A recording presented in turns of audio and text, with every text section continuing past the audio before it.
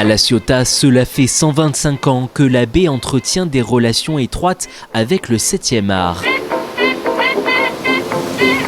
Une histoire qui a débuté en 1892 lorsque le père d'Auguste et Louis Lumière en fait son port d'attache. Antoine Lumière a été conquis par La Ciotat grâce à Lazare Cellier, qui est bien connu pour les Ciotadins, puisque lui-même était franc-maçon, comme Antoine. Et Antoine lui parle à ce moment-là de son plaisir de la peinture, etc. Et Lazare Cellier a la présence d'esprit de lui dire écoutez, vous aimez la peinture, venez à La Ciotat, vous aurez la lumière, la couleur, la mer, vous serez emballé. Et Antoine est venu et il a été emballé. Un véritable coup de cœur qu'il va concrétiser en acquérant 85 hectares dans le quartier des Plages. C'est là qu'il fait bâtir le château qui devient le lieu de villégiature de sa famille. C'est ici qu'il y a eu, donc dans les années 1895, la partie de boule qui a été faite ici. On le reconnaît bien d'après la structure des bâtiments de l'époque. Une autre scénette qui a été filmée ici, c'est le repas de bébé. Et puis aussi celle où elle met la main dans le bocal de poisson rouge. Sur la dizaine de scénettes qui a été projetée dès 1895, il y en a une grosse moitié qui a été faite à tourner ici.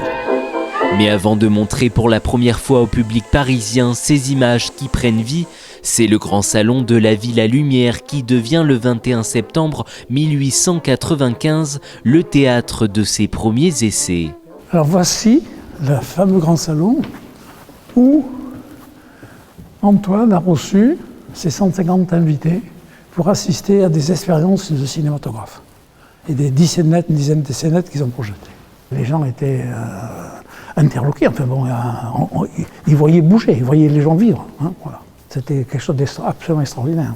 Les prémices du cinéma que l'Éden Théâtre va lui aussi avoir le privilège de vivre entre ses murs, comme l'atteste cette affiche du 22 mars 1899 qui détaille le programme des projections. Ici un commentaire très amusant, spectacle des plus scientifiques, absolument moral et intéressant, aussi bien goûter des grandes personnes que des enfants que l'on peut amener sans crainte. C'est dire si, à l'époque, on ne savait pas trop ce qu'était le cinéma. Hein.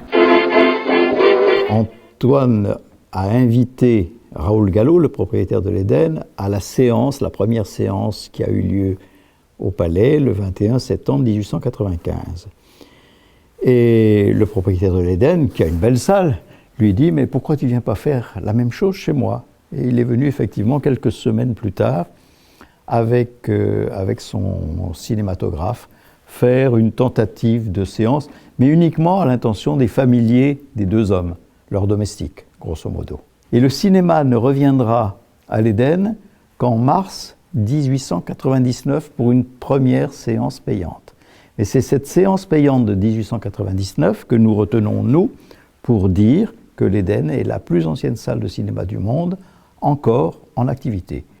Et même si à ce jour la doyenne des salles obscures a dû dire au revoir à ses spectateurs pour quelque temps, le cinéma a encore de belles heures à La Ciotat qui demeure comme la ville de Lyon l'un des berceaux du 7e art.